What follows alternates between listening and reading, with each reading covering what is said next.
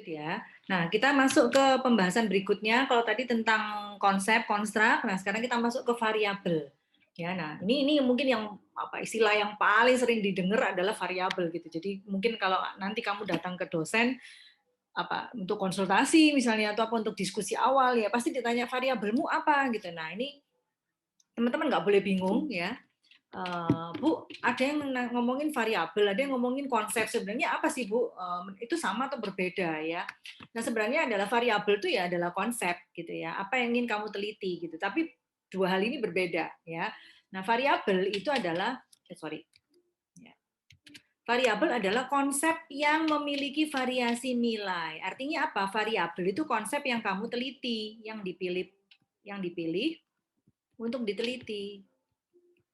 Jadi kalau tadi misalnya bicara tentang apa kakak kelasmu ya artikelnya adalah tentang CSR gitu ya. CSR pengaruhnya ke apa brand image sama ke kepercayaan merek apa loyalitas ya tadi ya. Nah, itu berarti ya sudah konsepnya ada 3 itu tadi gitu. Nah, variabelnya apa ya? Variabelnya ya kalau kamu telusuri lagi artikelnya kakak kelasmu ya variabelnya ya 3 itu gitu loh. Tetapi bedanya adalah ya variabel dia punya nilai karena dia diukur karena dia kemudian diukurkan kepada responden ya. Jadi brand image citra merek dari hotel yang diteliti, nah itu kan kemudian diturunkan jadi indikator, betul ya. Jadi kan ada indikator-indikatornya tadi. Nah, pada saat indikator itu diturunkan, dibuat di dalam rancangan kuesioner, nah disitulah kemudian diukurkan kepada tamu hotel yang diteliti gitu. Nah, kemudian kan tamu kan memberikan jawaban. Nah, jawaban itulah yang kemudian di-record ya. Ada variasinya kan. Oh, responden 1 jawabnya 5, nanti apa namanya pertanyaan nomor 2 dijawab 4 dan seterusnya.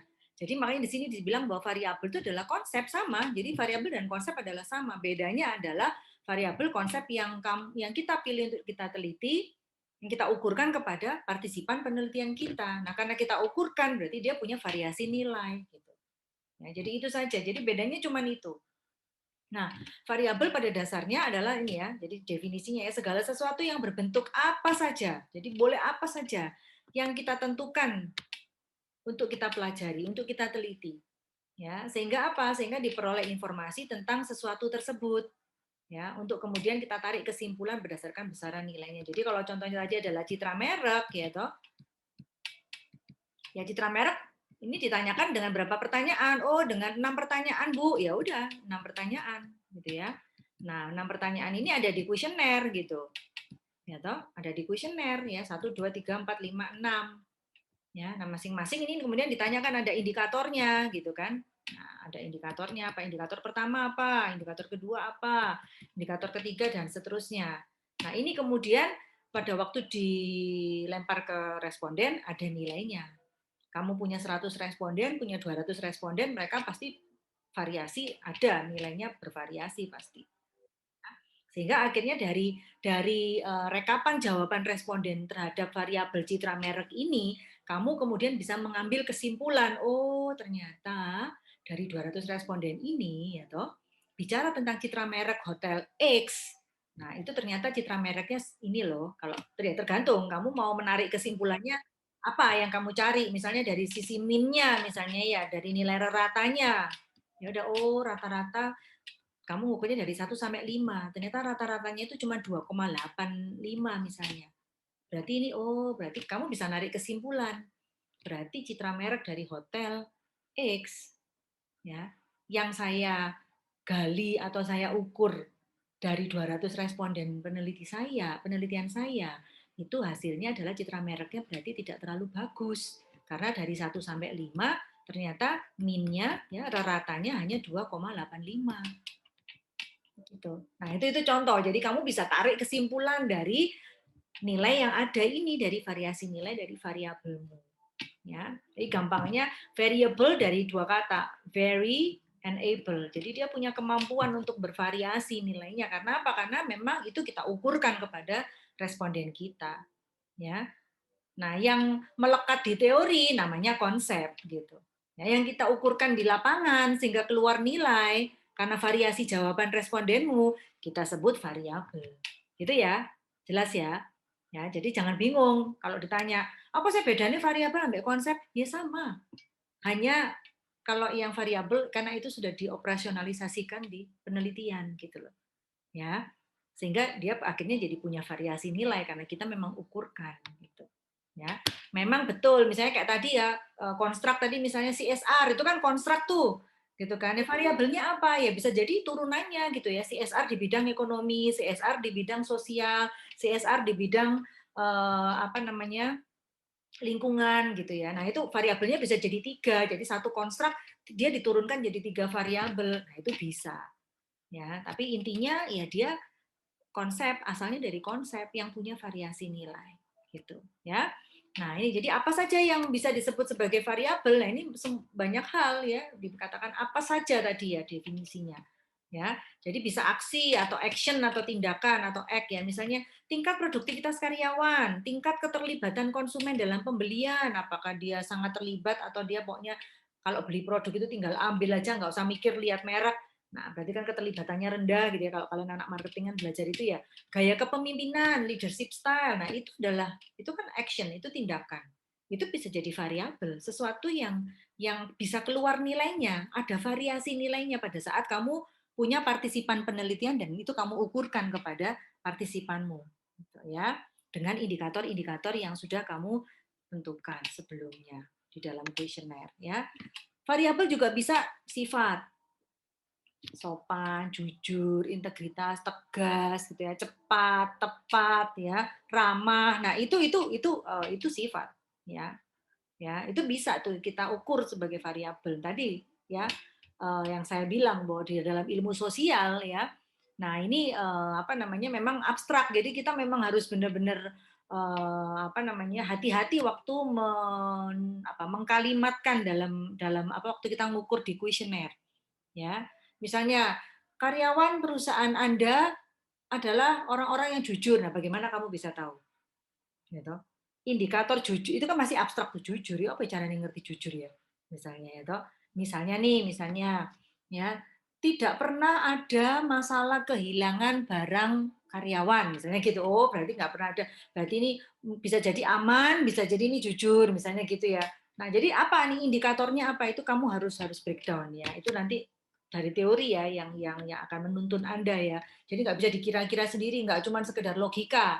Ya, nggak cuman apa di empirical level tapi juga harus di abstract level ya. Lalu karakteristik juga bisa, misalnya jenis kelamin, usia, ya, hobi, angkatan studi, kamu angkatan berapa, itu juga bisa jadi variabel. Ya, kenapa? Karena memang ada penelitian misalnya nih ya, contoh misalnya, oh apakah apa namanya, kamu mau neliti tentang motivasi studi, apakah mungkin angkatan atau tahun masuk mahasiswa ke sebuah perguruan tinggi atau ke sebuah jurusan itu berhubungan dengan motivasi studinya dia. Nah, ini kan berarti angkatan studi, angkatan masuk itu menjadi variabel, ya toh. Satunya lagi adalah motivasi studi. Nah, ini juga bisa dipilih sebagai variabel, ya. Lalu kondisi atau keadaan, misalnya rasa makanan, atmosfer toko, ya, atmosfer kafe. Nah, itu kan kondisi atau keadaan. Ukuran perusahaan, jumlah karyawan, ya itu juga apa namanya variabel ya. Kejadian atau peristiwa misalnya volume penjualan, suku bunga pinjaman, pelanggaran protokol kesehatan di Jawa Timur misalnya itu adalah ya, jadi artinya kembali ke sini loh teman-teman ya kembali ke sini bahwa variabel itu segala sesuatu yang berbentuk apa saja yang kita tentukan untuk kita pelajari, untuk kita teliti. Karena kita penasaran memang ya terkait sama masalah yang kita mau pecahkan ya. Ini saya mau teliti nih gitu. Sebenarnya gimana sih gitu loh. Apa sih yang sebenarnya terjadi? Kalau tadi saya kasih contoh misalnya brand image. Jadi apa sih sebenarnya image citra merek dari cafe X misalnya. Nah, udah itu apa namanya bisa diteliti gitu ya. Jadi ini ruang lingkup variabel apa saja yang bisa diteliti. Nah, kemudian variabel itu juga bisa apa namanya dibagi-bagi ya. Ada yang namanya variabel namanya dikotomus. Dikotomus itu berarti kalau variabel itu dia punya nilainya itu opsinya itu cuma 2 aja ya. Atau misalnya jenis kelamin. Nah, itu kan cuma male female gitu ya. Tapi mungkin kalau di negara barat atau negara western atau negara-negara yang sudah maju mungkin ditambahin lagi kali ya 3 kali ya, male, female atau apa nih gitu ya. tidak apa istilahnya itu tidak bersedia untuk men-state explicitly gitu orientasi seksualnya, itu bisa tuh. Jadi opsinya jadi 3 gitu ya, opsinya jadi 3 ya. Waktu saya ke apa, cukup kaget juga teman-teman ya, waktu saya ke Harvard itu tahun 2018, salah satu, bukan salah satu ya, saya pas ke toiletnya ya, rodok kaget sih, toiletnya tuh unisex gitu ya, toiletnya itu. Jadi bukan ada male apa ladies and gents gitu. Ada toilet itu toilet yang unisex. Ya, di toilet itu jadi ada yang apa namanya? Ada yang untuk cowok ya, itu ada yang untuk cewek. Jadi maksudnya tapi memang dikunci. Jadi ya satu orang, hanya satu orang satu, karena ini bukan toilet yang umum sih. Maksudnya itu kayak di ruang meeting gitulah. Saya di satu lantai gitu ya, di ruangan apa Fakultas Education waktu itu. Nah, terus kita ya itu pokoknya toilet terdekat di situ gitu kan. Jadi mungkin untuk staffnya saja ya di sana. Jadi satu orang satu. Kalau public toilet kan harusnya kan biliknya kan banyak. Nah, ini cuma biliknya cuma satu. Nah, itu ya ini tulisannya di pintunya tuh unisex gitu ya. Ya mungkin mereka, saya nggak tahu sih apa alasannya. Cuman yang saya tahu beberapa di negara maju untuk pilihan gender itu sekarang nggak cuma male female, tapi ini apa, choose not to state gitu ya. Jadi memilih untuk tidak mengatakan, itu bisa ya. Saya nggak tahu kalau yang apakah sudah ada orientasi seksual yang lain yang kemudian dituliskan, saya belum pernah menjumpai ya. Nah, tapi yang jelas yang umum saja male female itu karena pilihannya 2, kita sebut dia adalah variabel yang dikotomus, jenis kelamin itu. Lalu misalnya apa, kita tanyanya misalnya pernah tidak pernah gitu ya, itu berarti dikotomus. Tertarik tidak tertarik gitu ya. Nah, itu dikotomus. Kalau yang apa namanya diskrit, ini berarti variabel yang memang ada batasannya gitu. Jadi apa ya, bulat gitulah ya. Jadi nggak bisa tidak terhingga gitu loh. Jadi kalau misalnya total student kan nggak bisa, total student tidak terhingga kan nggak bisa.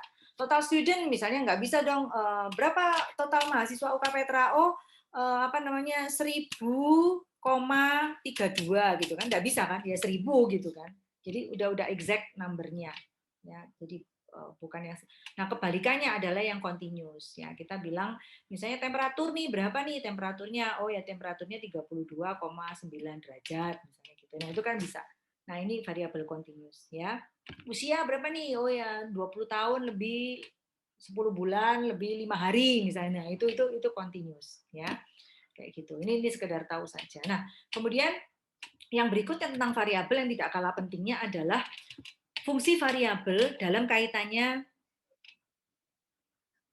ya, pada saat variabel itu dihubungkan dengan variabel yang lain. Ya, nah ini penting. Ini sangat-sangat mendasar sekali, kamu harus paham ya. Nah, jadi terkait dengan bagaimana variabel itu dihubungkan dengan variabel yang lain, itu ada 4 jenis variabel, teman-teman.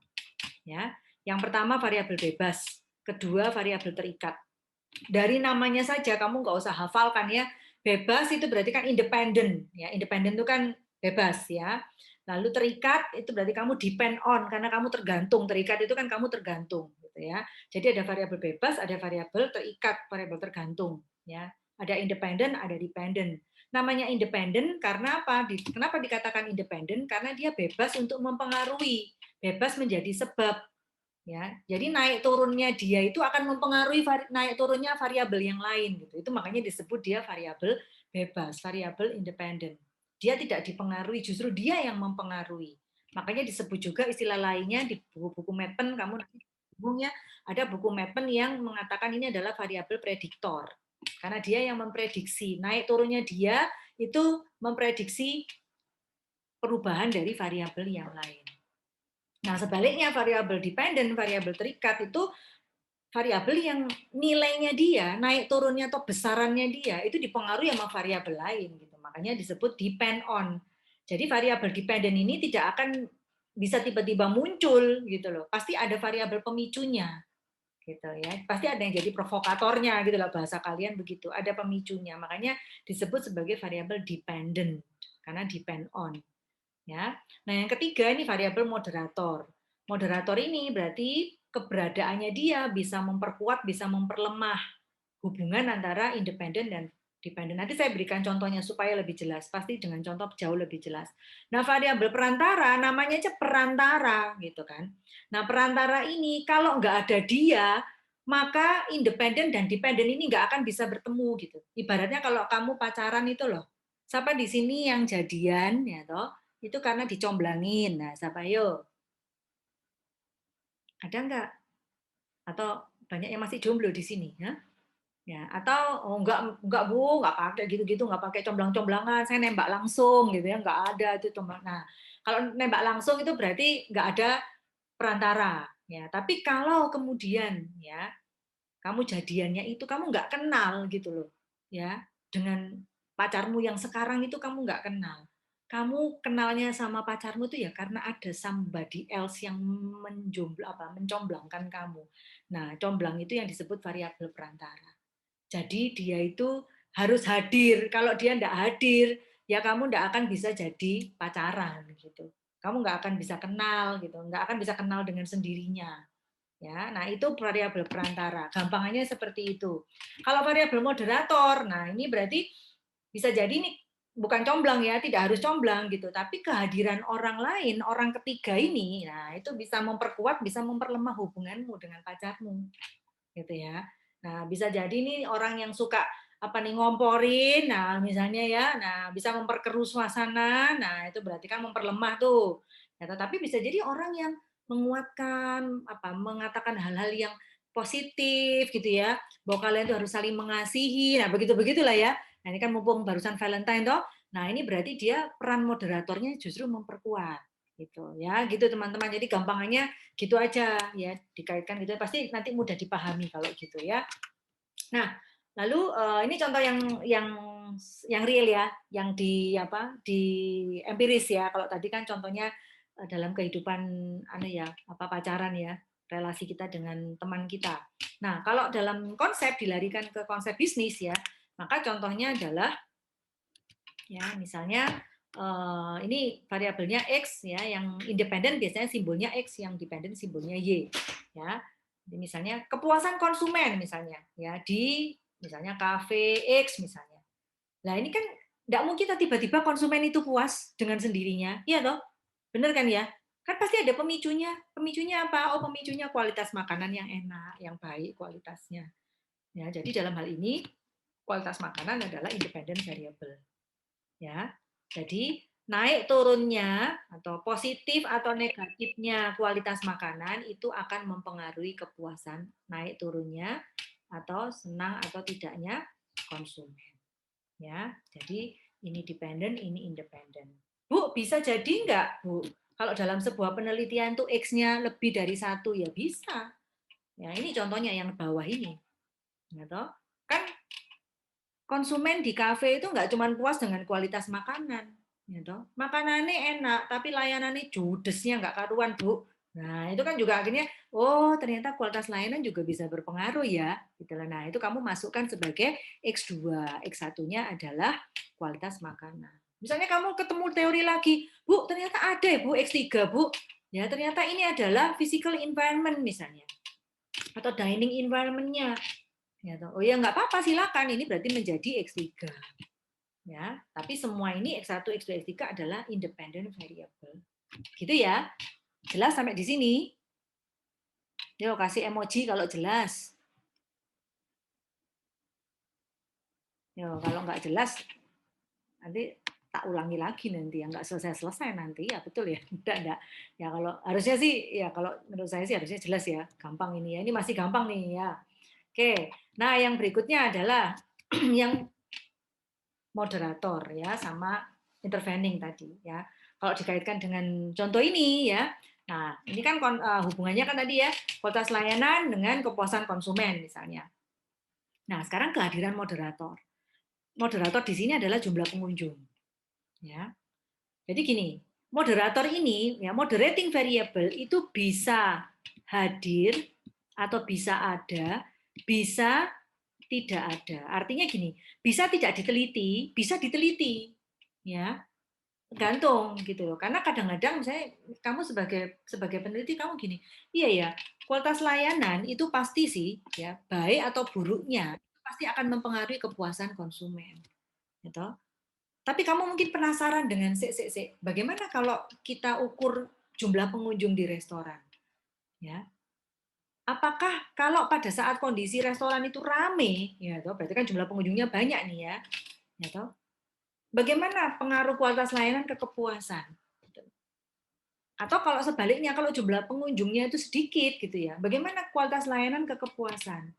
Ya, jadi ibaratnya gini, kalau seandainya nih ya, kalau ini misalnya nilainya dari 0 sampai 100% teman-teman, ya toh, ya. Jadi kalau tingkat kepuasan ini 0 sampai 100%, ya toh. Nah, misalnya pengaruhnya kualitas layanan ini ke kepuasan konsumen ini misalnya adalah misalnya 76% misalnya, ya toh. Nah, pada saat pengunjungnya itu banyak, ya toh, crowded sekali, ini berpengaruh sih gitu loh. Tapi pengaruhnya ternyata akhirnya turun menjadi 70%. Nah, pada saat pengunjungnya itu sedikit, nah ini berpengaruh, tetap berpengaruh dan pengaruhnya tetap signifikan gitu.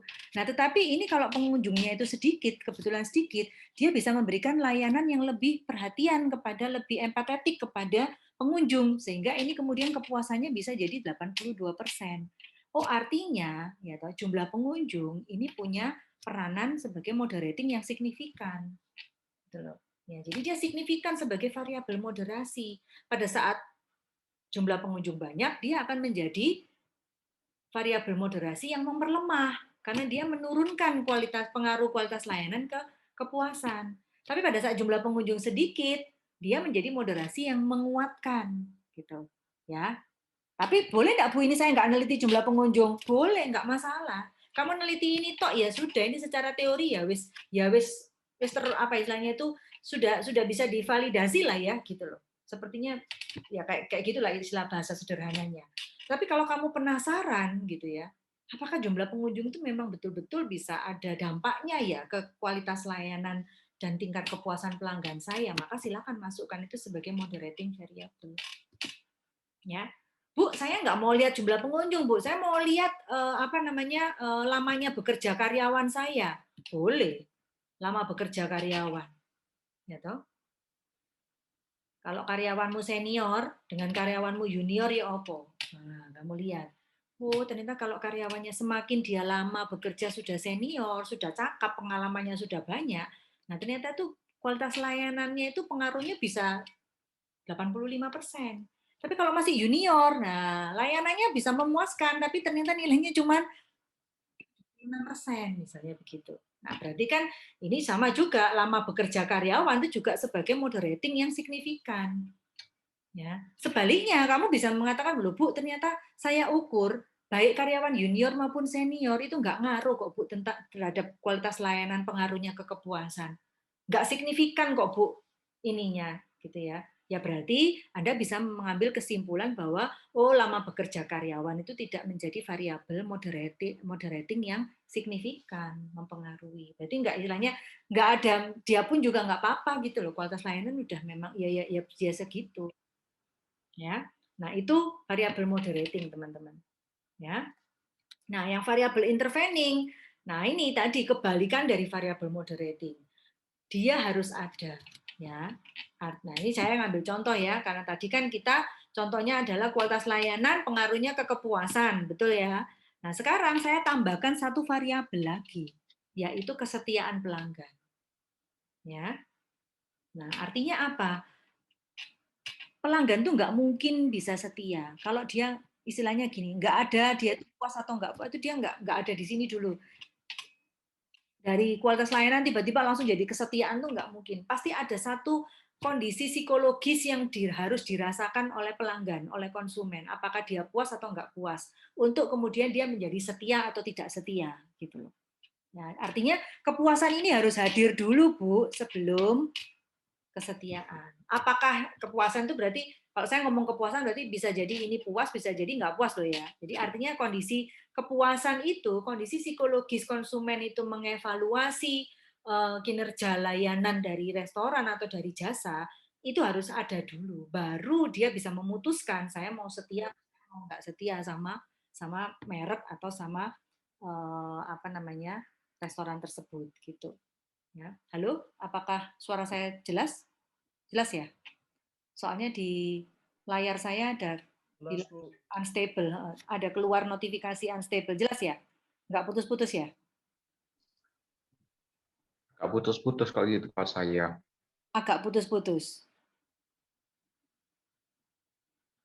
Agak atau gimana? Sedikit, Sedikit. Oke. Yang lain? sedikit. Apakah suara saya putus-putus? Nyandet-nyandet, Bu. Nyandet-nyandet ya? Oke.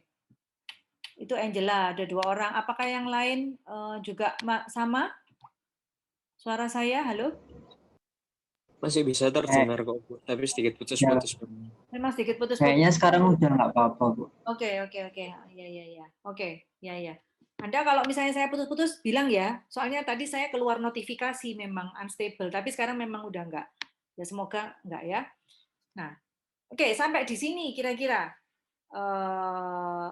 ada pertanyaan enggak? Jelas enggak dengan posisi ini, variabel ini?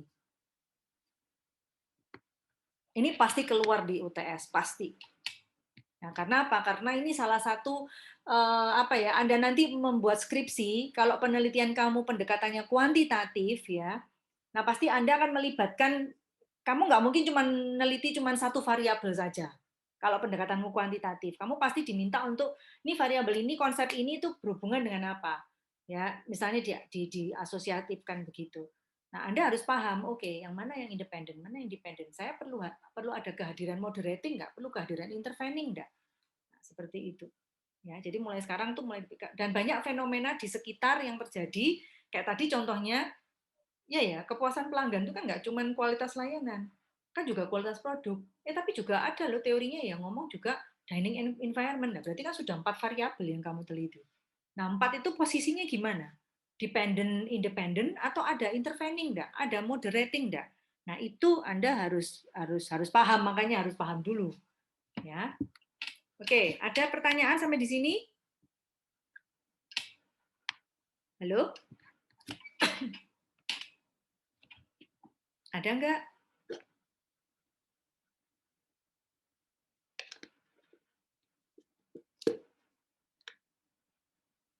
Halo?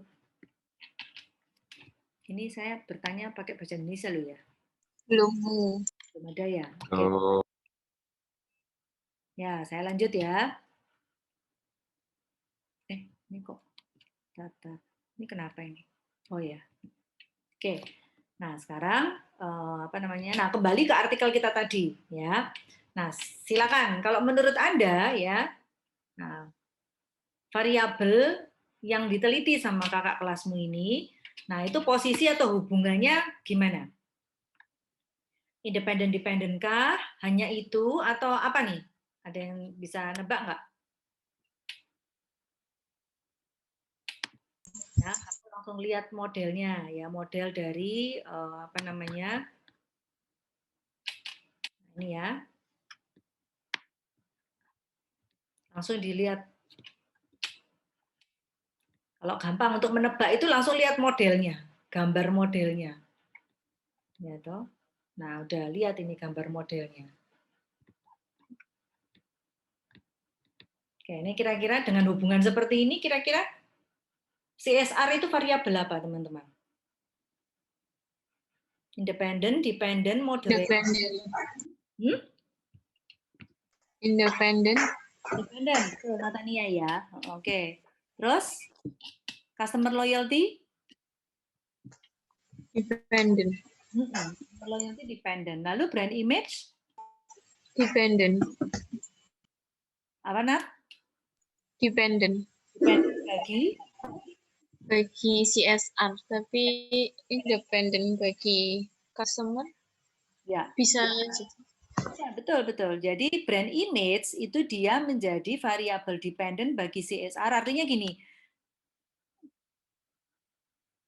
tingkat citra merek ya, seberapa baik atau buruk citra merek ya toh dari hotel yang diteliti ya toh, itu akan dipengaruhi dari bagaimana kegiatan CSR yang dilakukan oleh hotel tersebut dipersepsikan oleh tamu hotel. Ya. Semakin hotel itu kegiatan CSR-nya ya. Baik itu komitmennya dia terhadap lingkungan, terhadap pelestarian, terhadap recycle, ya toh, kegiatan sosial. Nah, kalau itu semakin baik, berarti ya itu citra mereknya juga akan semakin baik. Berarti brand image dalam hal ini itu adalah dependent atau independen bagi CSR? Dependent. Bagi CSR ya. Oke, nah ini teman-teman yang jawab jangan cuma Natania tok loh ya. Ini nanti yang ngerti sak kelas cuma Natania tok. Ayo, yang lain boleh buka mic boleh ya. Jadi kalian mencoba untuk menjawab juga ya. Nah, jadi brand image adalah dependent bagi CSR. Tapi, nah menarik ya, brand image ini juga bisa independen loh Bu bagi customer loyalty. Ya. Kenapa? Karena berarti customer loyalty ini tingkat setia atau enggak setianya pelanggan atau tamu hotel itu juga dipengaruhi sama ya toh, seberapa besar citra merek dari hotel tersebut ya toh, dipersepsikan oleh tamu hotel.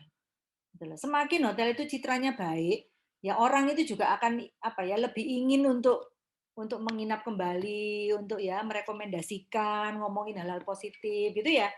Atau berarti kan brand image jadi independent variable bagi customer loyalty. Ya toh? Nah, terus customer loyalty tadi sebagai dependent bagi apa ini? CSR. Bagi CSR juga.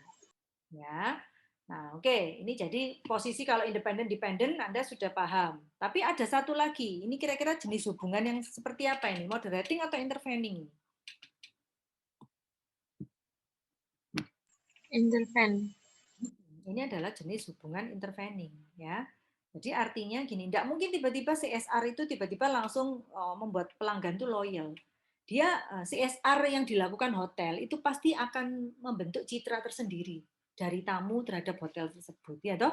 Kalau kita lihat misalnya hotel yang rajin untuk aktif dalam pelestarian lingkungan, aktif dalam program anak asuh misalnya gitu ya. Kalau kita nginep di hotelnya itu di mana-mana itu ada logo Save Planet gitu-gitu ya misalnya ya. Kita kan langsung citra kita terhadap hotel itu, hotel ini ternyata peduli ya sama hal-hal yang ini ya pelestarian gitu-gitu ya. Nah, kan akan begitu. Citra kita akan terbentuk dan itu akan mendrive kita, mempengaruhi kita mau mengatakan hal positif nggak terhadap hotel itu. Kita mau menjadikan hotel itu pertimbangan untuk kita nanti nginep lagi nggak di hotel itu. Ya. Jadi dalam posisi ini teman-teman brand image itu posisinya ada sebagai variabel intervening. Bukan moderating ya, intervening. Ya, panahnya udah jelas, dari panahnya aja kamu udah bisa melihat ini intervening karena dia ada di tengah-tengah. Ya. Nah, kalau moderating yang tadi, ya toh, moderating itu panahnya beda, ya. Panahnya kalau moderating kan yang ini tadi, panahnya ya. Ini kan panahnya ke sini. Ya, kalau moderating itu panahnya di sini. Ya, jadi dia di antara hubungan. Ya, kalau intervening dia ada di tengah-tengahnya. Ya bisa jadi tadi kan gini kan. Nah, jadi ini ada yang begini. Jadi dia ini intervening. Bisa dibegitukan. Kalau kamu mau ini interveningnya gimana, Bu? Ya ini kalau saya mau direkan ya ini ke sini.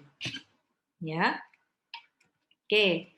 Nah, sekarang kita masuk tadi variabel tuh. Ya, semoga nggak bingung kalian. Nah, sekarang kita masuk ke definisi operasional variabel. Nah, apa sih maksudnya ini, Bu? Gitu ya.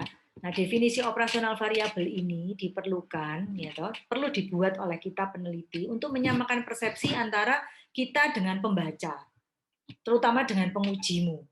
Ya. Nah, kenapa? Karena definisi yang diberikan oleh peneliti itu, ya. Nah, bisa jadi nanti dipersepsikan oleh pembaca atau pengujimu itu berbeda. Kalau kita nggak nuliskan secara eksplisit di bab 3 kita. Ya, contoh misalnya, ya penelitian tadi, contohnya variabel yang tadi. Kualitas makanan pengaruhnya ke kepuasan konsumen, gitu kan. Nah, orang itu kan bisa macam-macam mempersepsikan kualitas makanan. Ya toh? Apa ya kualitas makanan tuh? Ada orang yang mungkin kualitas makanan tuh mungkin enaknya gitu ya. Ada orang yang kualitas makanan tuh ya pokoknya mungkin tampilan dari makanan itu mungkin ya gitu ya, indah mungkin ya. Nah, orang bisa mempersepsikan beda-beda. Ya, mendefinisikan beda-beda. Makanya perlu dibuat definisi operasionalnya, ya. Nah, jadi definisi yang kamu pakai untuk penelitianmu Nah, definisi operasional itu bisa diturunkan dari definisi konseptual. Jadi kalau definisi operasional itu nanti lahirnya di bab 3. Kamu tulis di bab 3. Nah, ini bisa ambil definisinya dari bab 2 di teori. Bisa, namanya definisi konseptual. Nah, ini saya contohkan ya.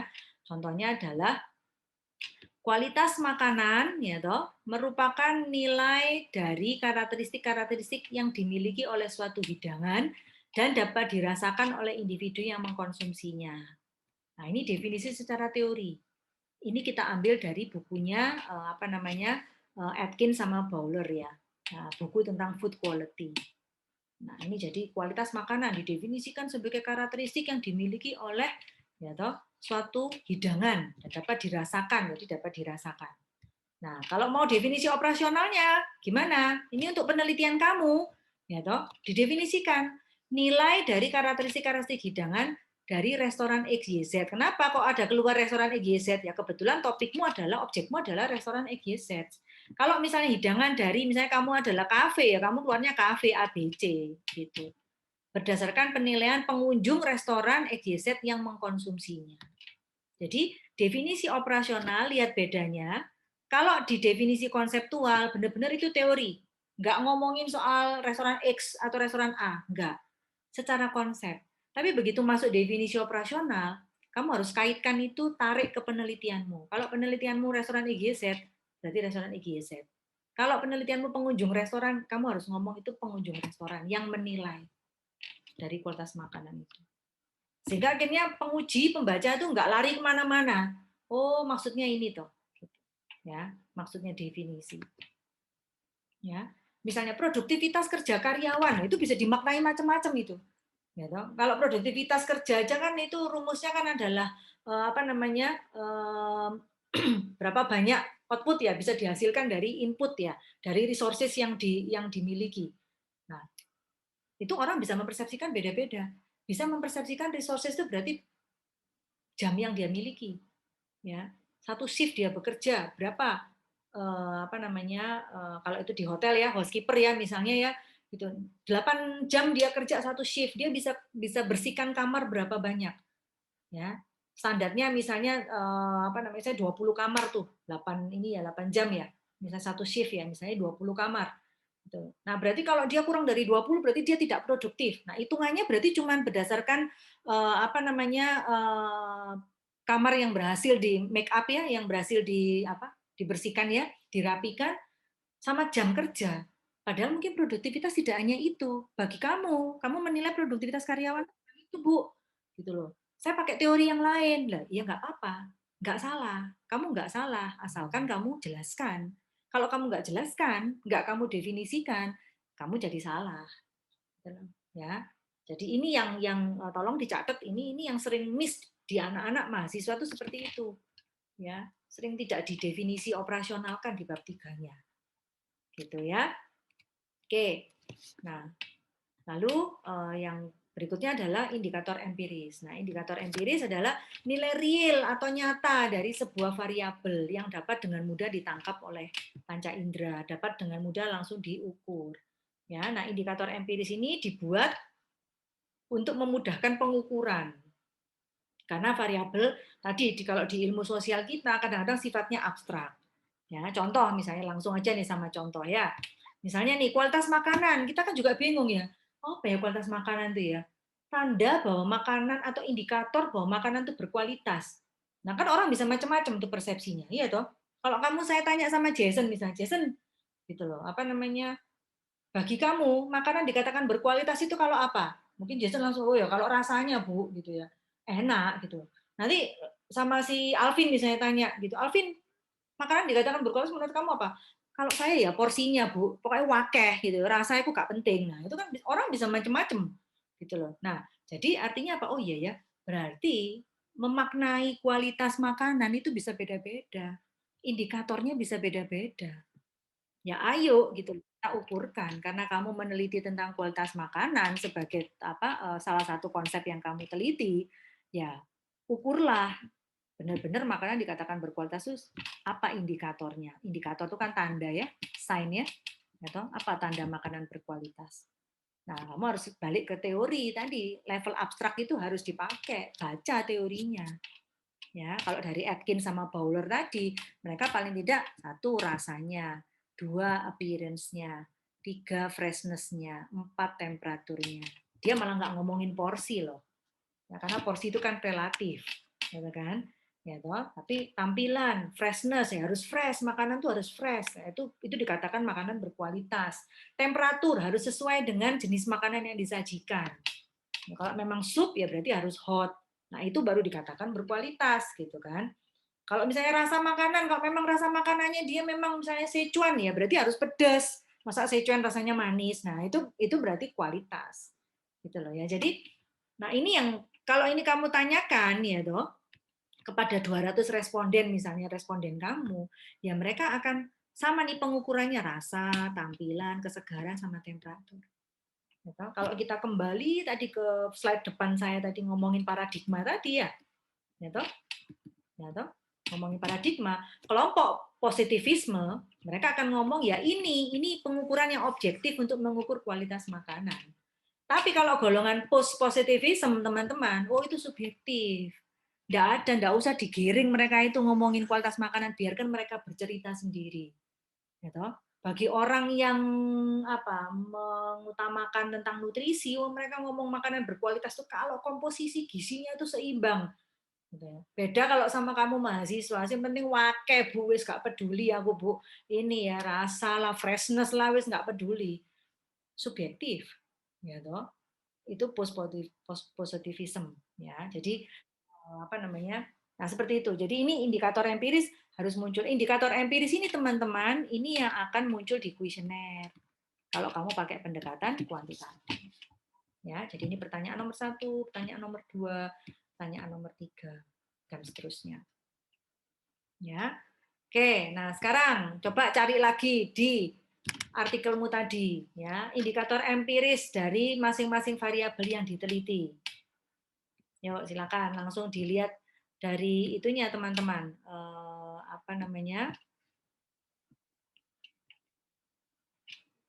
Kamu langsung lihatnya di bagian mana itu ya? Kalau nggak di bab 3, misalnya di bagian metode, kalau nggak ada, nah rupanya dia nggak ada nih gitu. Coba dicari, mungkin di bab 2 nih. Ya. Nah, ada nggak hipotesis? Nggak ada ya. Di bagian ini nggak ada. Ya. Nah, ini mulai ada kata-kata indikator nggak? Nemu nggak kira-kira? Ada? Contohnya saja.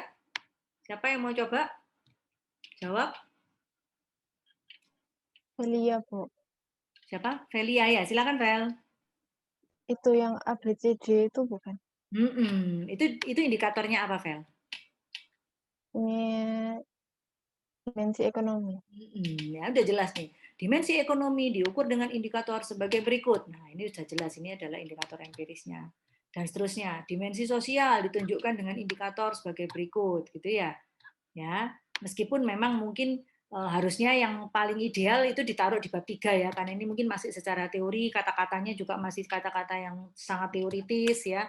Nah, ini ya, kesetiaan, 5 indikator untuk mengukur kesetiaan pelanggan. Nah, ya, ini adalah indikator empiris. Oke, good. Thank you, Feli. Ya, nah sekarang kita balik lagi ke sini. Ya. Nah, ini proposisi, hipotesis ya. Ini juga kamu jangan bingung, proposisi, hipotesis apa bedanya, Bu? Sama sebenarnya. Proposisi itu pernyataan mengenai hubungan antar konsep. Jadi tadi sudah yang saya gambar bulat-bulat panah-panah tadi ya, ini ke sini gitu ya. Lalu ini ada lagi yang ke sini. Ini adalah sebenarnya hubungan antar konsep kan, ini kan konsep A, konsep B gitu ya. Ini tadi X1, ini X2, ini tadi kualitas makanan, kualitas produk, kepuasan. Nah, itu adalah proposisi, pernyataan. Jadi bahwa kamu kualitas makanan gitu ya berpengaruh terhadap kepuasan gitu misalnya. Nah, ini adalah proposisi. Ya. Nah, proposisi yang diuji secara empiris itu disebut hipotesis. Ya. Kalau dia hanya sekedar ada di landasan teori, itu namanya proposisi. Ya, karena kan nggak diuji. Tapi begitu diuji di lapangan untuk penelitian Anda, ya toh, maka itu namanya hipotesis. Ya, sama dengan tadi konsep dan variabel. Jadi kamu jangan bingung, ya. Tuh. Nah, hipotesis itu apa? Hipotesis adalah hubungan dua konsep yang belum teruji, ya, harus dibuktikan dulu. Sifatnya dugaan, jawaban sementara. Jadi harus dibuktikan, harus dites hipotesisnya betul enggak, terbukti enggak, gitu ya. Nah, hipotesis bukan dalam bentuk pertanyaan tapi pernyataan. Nah, ini yang saya bilang tadi, tidak semua penelitian membutuhkan hipotesis. Nanti 2 minggu lagi kita akan belajar tentang ini, ya. Oke, jadi peranan hipotesis, ya, hipotesis itu untuk menjelaskan masalah, menunjukkan variabel, karena dengan pernyataan diduga kualitas makanan restoran X mempengaruhi kepuasan. Nah, itu kita sudah tahu bahwa, oh ini variabel yang mau diuji, nanti diukur hubungannya adalah variabel kualitas makanan dengan kepuasan. Kita sudah tahu. Ya, hipotesis juga berguna untuk sebagai pedoman memilih pengujian data. Oh, ini berarti hubungannya kausal karena ini berpengaruh terhadap X, berpengaruh terhadap Y gitu. Ini berarti pakai teknik statistik uji pengaruh gitu misalnya, ya. Nah, untuk penelitian kuantitatif, hipotesis menjadi dasar untuk membuat kesimpulan, ya. Nah, gimana caranya memformulasi hipotesis? Nah, pasti yang jelas dari teori atau konsep. Nggak boleh nganu sendiri. Paling gampang ya dari akal sehat tadi ya. Ya, level empiris tadi lah, empirical level, yang ini adalah abstrak level. Ya, ini adalah empirical level. Atau yang tadi di awal-awal slide saya, ini adalah abstrak level. Ya. Artinya gini, kamu ingin menguji pengaruhnya tadi ya, kualitas makanan tadi kan, ke kepuasan konsumen. Secara logika aja loh. Belum, nggak usah lihat teori, logikanya akal sehatmu mengatakan kalau makanannya semakin enak mestinya ya konsumennya semakin puas, kan itu sudah logika ya, anak kecil aja tahu gitu kan ya. Tapi karena ini penelitian ilmiah, kamu perlu mendasari itu dari sisi teorinya. Sopo sing ngomong ngono, siapa yang pernah meneliti tentang itu, nah kamu harus kemukakan. Makanya ada peneliti studi terdahulu. Ya, ada penelitian pendahuluan. Ini beda ya. Peneliti atau studi terdahulu ini berarti orang lain yang sudah pernah melakukan. Ya. Jadi kalau sekarang Anda, sebelum Anda itu sudah ada yang pernah menguji variabel yang sama ini, yang mirip dengan yang Anda teliti. Tapi kalau penelitian pendahuluan ini berarti penelitinya sendiri. Ya, mungkin saja kamu menginterview 20 temanmu gitu ya. Ya. Lalu, oh ya ini kira-kira mengerucut jawabannya seperti ini. Oh ya ini dugaan awal sih, gitu. Nah, jadi kamu menyusun dugaan awal. Tapi harus dibuktikan lagi dengan jumlah sampel yang lebih banyak. Saya cuma nanya 20 orang. Dan itu mungkin tidak mewakili semua, gitu. Nah, jadi makanya itu dugaan awal saja. Ya, itu bagaimana kita merumuskan hipotesis. Oke. Nah, ini contoh ya. Kita lihat bagaimana kakak kelas Anda di artikel mereka itu mereka menyusun hipotesis. Ya, jadi dia menghubungkan antara CSR dengan citra merek. Ini konsep pertama, ini konsep kedua yang dihubungkan. Nah, lalu dia cerita ya, CSR itu apa gitu ya. Nah, terus kemudian siapa nih baru masuk ini ya. Kemudian CSR itu cara positif gini-gini ya. Terus kemudian dia ngomong bahwa nah ini baru dia cerita. Berdasarkan penelitian sebelumnya yang dilakukan oleh Martinez, CSR memiliki pengaruh signifikan terhadap citra merek. Nah, ini berarti dia udah menyampaikan penelitian sebelumnya. Sama juga ada penelitian dilakukan Stefani dan Chandra menunjukkan hasil yang sama. Nah, ini berarti dia udah ngutip dari orang ya ke satu, ini orang kedua, gitu. Lalu kemudian CSR memiliki pengaruh gini ya, nah bla bla bla dan seterusnya. Baru kemudian setelah dia panjang lebar menjelaskan pengaruhnya CSR ke citra merek, baru ditutup dengan berdasarkan kajian literatur di atas. Maka hipotesis pertama dirumuskan sebagai berikut. CSR ini ya H1 ya, hipotesis 1, CSR yang dilakukan hotel berpengaruh positif dan signifikan terhadap citra merek. Nah, itu jadi nggak sekedar Bu, saya pokoknya pinginnya ini berhubungan Bu, nggak bisa. Kamu harus memaparkan dulu definisinya bagaimana secara konsep ya toh, lalu ini orang lain yang sudah pernah meneliti seperti apa hasilnya. Baru Anda mendasarkan hipotesis Anda dari kajian teori dan apa yang sudah orang lain lakukan, sama dengan yang ini tadi ya. Jadi dari akal sehat, dari peneliti studi sebelumnya, teori sama konsep, ya. Oke. Nah, Hipotesis itu bisa dibagi 3, nggak usah dihafal, ini gampang banget. Hipotesis deskriptif itu dugaan tentang sebuah variabel mandiri, tidak membandingkan, menyatakan hubungan. Kalau hipotesis komparatif, namanya aja komparatif, berarti dia membandingkan. Kalau hipotesis korelatif atau asosiatif, berarti dia pernyataan dugaan ya tentang ada atau tidaknya hubungan atau pengaruh antara dua variabel atau lebih. Ya. Oke. Nah, ini contoh hipotesisnya ya, hipotesis masing-masing ya. Hipotesis deskriptif, contohnya apa nih? Pelayanan PT Telkom, ya. Pelayanan PT Telkom tidak memuaskan, berarti mungkin indeksnya mungkin indeksnya ini kalau dari 0 sampai 100 mungkin ini cuma 65% misalnya gitu, ya. Nah, ini hipotesis deskriptif. Motivasi belajar mahasiswa FBUK Petra tinggi. Nah, ini hipotesis deskriptif ya. Lalu hipotesis komparatif, pelayanan PT Telkom lebih memuaskan dibandingkan PT Indosat. Motivasi belajar mahasiswa FBE lebih tinggi dibandingkan mahasiswa FSD. Nah, ini hipotesis komparatif. Ini dugaan yang harus dibuktikan dengan kamu ngukur ke lapangan. Betul nggak? Kamu neliti mahasiswa FBE sama FSD, diukur motivasi belajarnya. Kamu ngukur tingkat pelayanan Telkom sama Indosat. Hipotesis asosiatif, motivasi belajar mahasiswa saat berkuliah berpengaruh signifikan positif terhadap nilai IPK mereka. Berarti ada dua variabel ya, motivasi belajar, ini adalah variabel X, ya toh, nilai IPK adalah variabel Y. Ya, jadi kalau dibangun hubungannya ini motivasi belajar, atau ini adalah IPK. Ya, ini X, ini Y. Nah, ini hipotesis asosiatif karena jelas ini mengkorelasikan dua konsep. Ya. Nah, oke, kalau dari artikelnya kakak kelasmu, ini kira-kira jenis hipotesis yang mana? Yo, siapa yang mau coba jawab? Gampang banget ini. Yuk. Dilihat di halaman hipotesis, ada nggak? Dari rumusan-rumusan hipotesisnya kira-kira ini hipotesis apa teman-teman? Deskriptif, komparatif, asosiatif? Yang mana? Asosiatif. Siapa yang jawab ini? Natania. Oh, Natania lagi. Waduh, yang lainnya ini sudah tidur ini Natania. Sudah kamu aja yang jawab, wis, nggak apa-apa. Ya, semuanya hipotesis asosiatif Natania? Iya, Bu. Iya, nggak ada yang komparatif ya, karena dari judulnya aja kita udah bisa tahu kok ini uji kausal ini, bukan uji komparatif gitu ya. Oke. Nah, ini bagian yang terakhir dari topik kita siang ini adalah cara berpikir kita, pendekatan berpikir kita induktif sama deduktif ya. Jadi kalau induktif itu kan berarti dari khusus ke umum. Kalau deduktif dari umum ke khusus. Deduktif dulu ya, yang paling gampang ya. Deduktif itu berarti kita tuh berangkatnya dari teori. Ya. Jadi kalau dalam penelitian kita baca teori dulu. Nah, dari teori itu kita dapat pemahaman, oh ternyata X itu berpengaruh terhadap Y. Ini pengaruhnya positif. Oh, X itu ternyata pengaruhnya negatif terhadap Y, misalnya gitu. Ya, nah itu kita cari dari ya.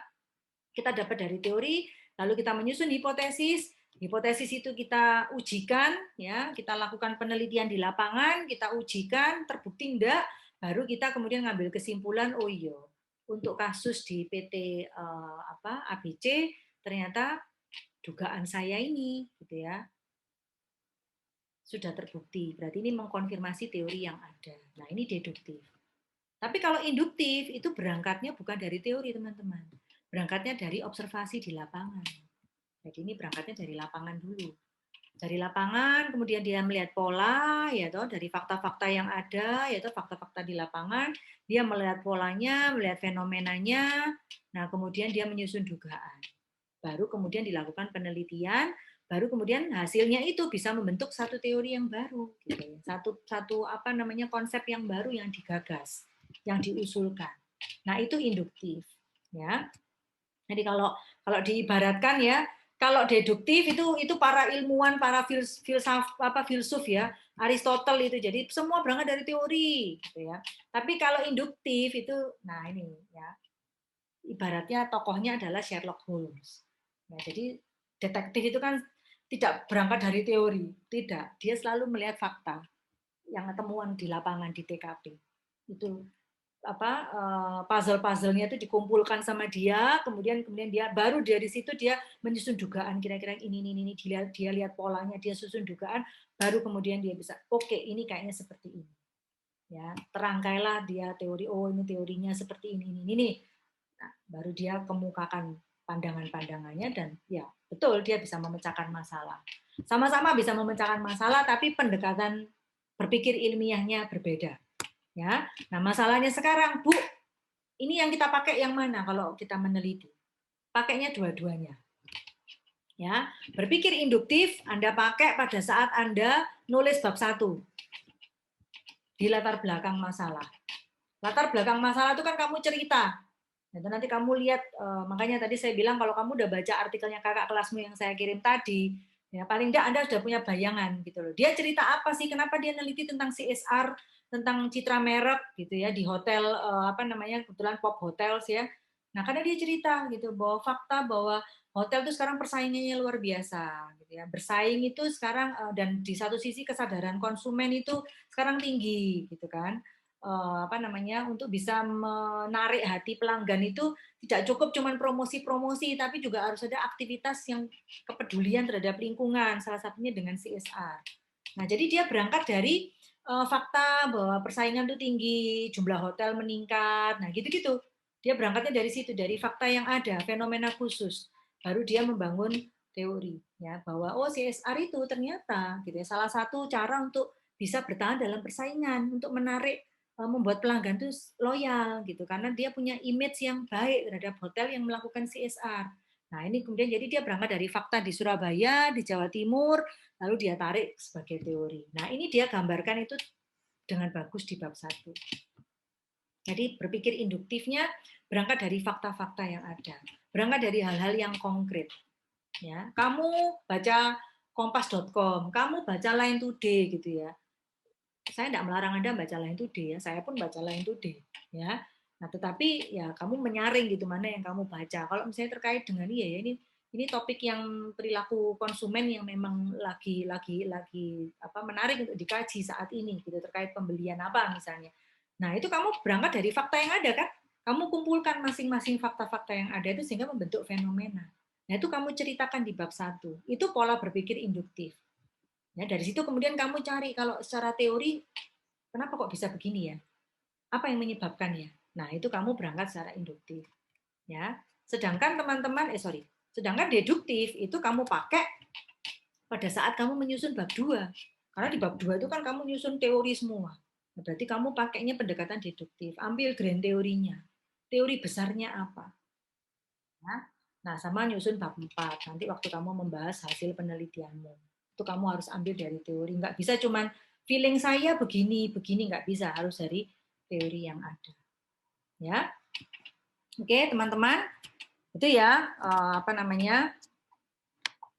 materi hari ini dari saya. Nah, ada pertanyaan nggak sampai di sini? Ada nggak?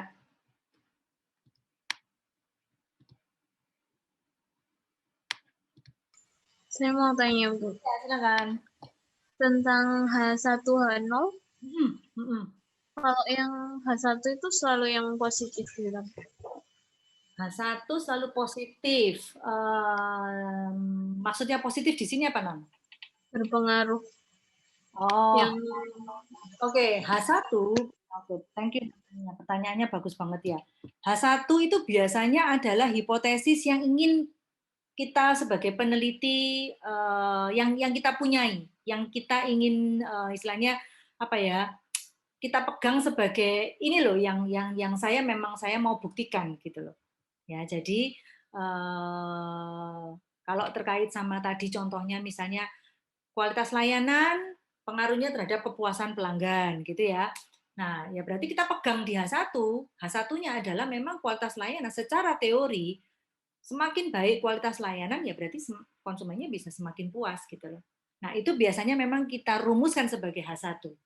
Sebagai hipotesis yang kita memang pegang untuk kita jadikan itu hipotesis kita, itu yang kita ambil dari teori yang ada.